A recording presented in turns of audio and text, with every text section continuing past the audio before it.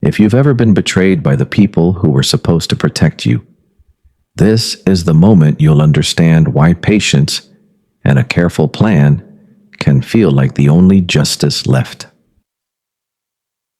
The notification came at 2:47 p.m. on a Tuesday, while I was instructing an elderly customer about his medication and measuring doses with the practiced calm of someone who'd learned to keep her life in order alone.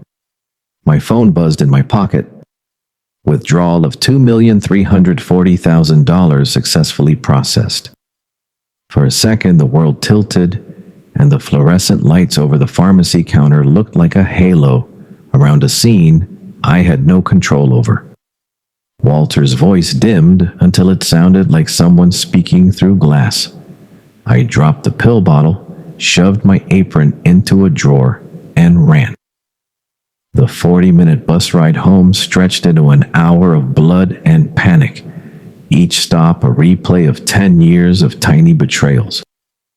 When I burst through the front door, my parents were there, drinking coffee, acting like it was any other afternoon. My mother, Joyce, barely glanced up from her phone. My father, Adam, folded his newspaper slow and deliberate the way he did when he had settled on a verdict. "Where's my money?" I asked, voice thin but steady. Dad laughed, then not the laugh of amusement, but the smug chuckle of someone who thinks he has won by right. "Thank you for your naivete, Helen," he said without looking at me. "Your money now guarantees Lauren's bright future." Mom looked up, cold satisfaction carved on her face. "A girl like you would have wasted it anyway," she said. I remember laughing in that moment, not because anything was funny, but because they had no idea what they had just done to themselves. I told them calmly, still laughing, that they had taken the wrong account. The color left Adam's face. That account they had emptied was the bait account, the one I'd created for them to find. Back up 10 years. I was 20 and working the pharmacy till earning $800 a month that my parents promptly declared a family contribution. I handed over 80% of every paycheck. I rode 2 buses across town, stood on my feet all day, and came home exhausted and broke. Lauren never worked.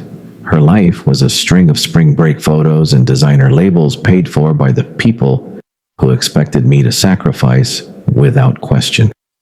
So I took a second job waiting tables at Romano's and funneled every extra penny into a secret account.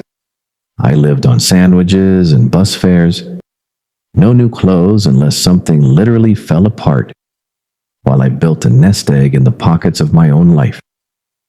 Promotion to assistant manager at 25 brought more money and, of course, more demands. The contribution went up and my parents smiled while I quietly moved my real savings somewhere they would never look.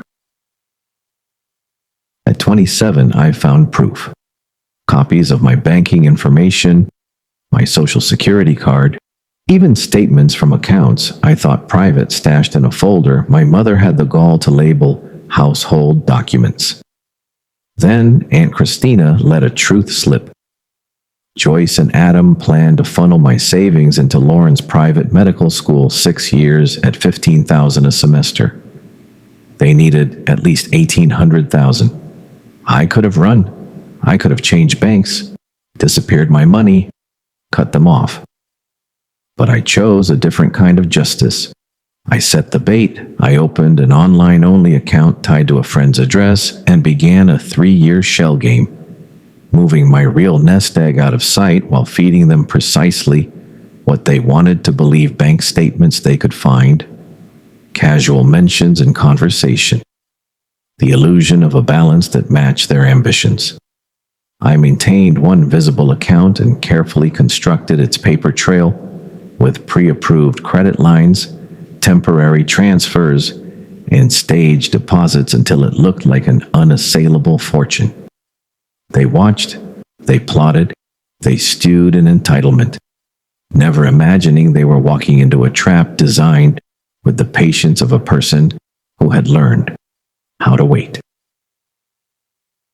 When they finally walked into First National with forged documents and my name scrawled like a permission slip to theft, I was at work, counting pills and calculating doses, perfectly placed to be oblivious until the moment I chose to act. I'd filed a police report an hour earlier and had the DA on speed dial. Standing in my living room as their faces drained of color felt like a brutal, quiet triumph.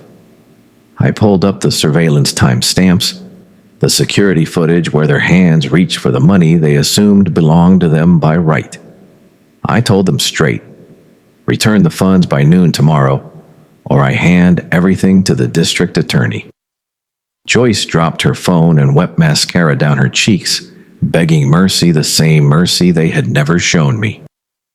If you believe in justice and want to see how this ends, hit like and subscribe. If you're ready for the final chapter, stay with me and read on. They scrambled. They returned the bait funds, the $1,800,000 they'd taken, but that was only the beginning of what followed. 2 hours later, Detective Noah Rodriguez stood on my parents' doorstep with a warrant, and the neighborhood watched as Joyce and Adam were led away in handcuffs. Lauren's new BMW was repossessed. The loan had been secured with stolen funds, and the dealership didn't want to be tangled in anyone's fraud. The country club whispers turned into pointed stares. Colleagues shifted uncomfortably when the paper ran the story, and friends who had once toasted their generosity suddenly had to explain why they'd never noticed the quiet cruelty behind the smiles. I didn't dance on their ruin. I let the law do its work, and I let the truth, finally, do what it needed to do in the daylight.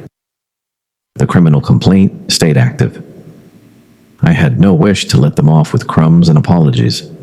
Justice, for me, wasn't spectacle. It was accountability. With the real savings intact, the full $2.3 million I had bled and built.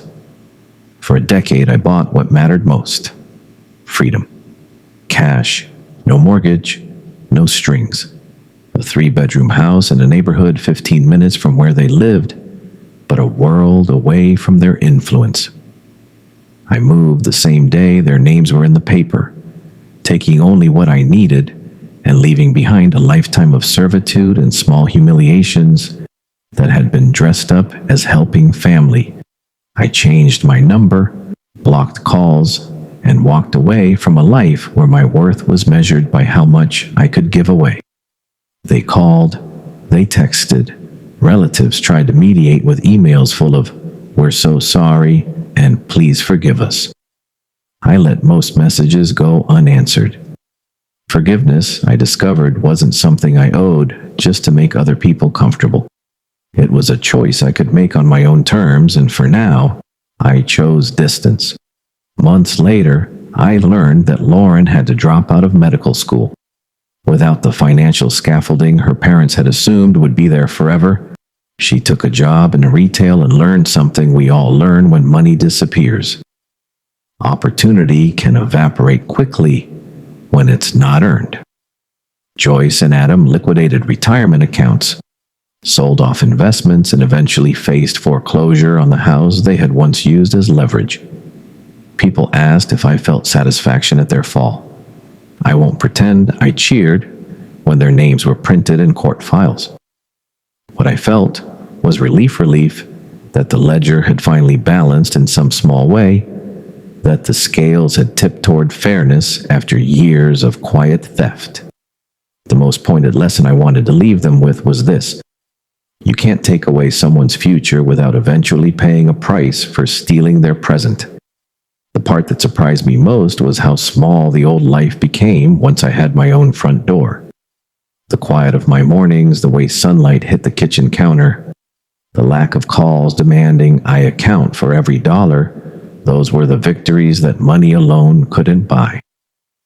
I donated the returned $1.8 million to a scholarship fund for students from low-income families, because stolen money shouldn't seed someone else's future, and because the best way to honor the years I'd lived on sandwiches and bus fares was to open doors for people who had every right to dream, but not the means.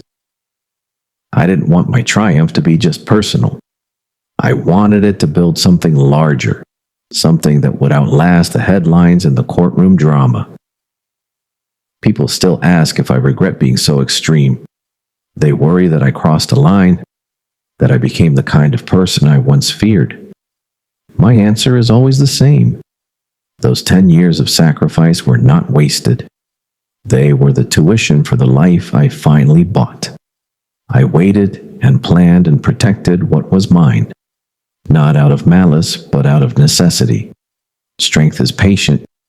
Justice, when executed with care, doesn't have to be loud. It only needs to be inevitable.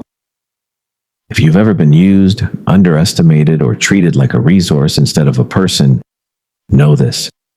You deserve a life you don't have to apologize for. You deserve a home that belongs to you, not a debt that ties you to someone else's cruelty. If this story moved you, hit that like button and subscribe for more real stories of resilience and quiet justice. Tell me in the comments, did Helen go too far? Or was her plan the only language those who steal ever understand?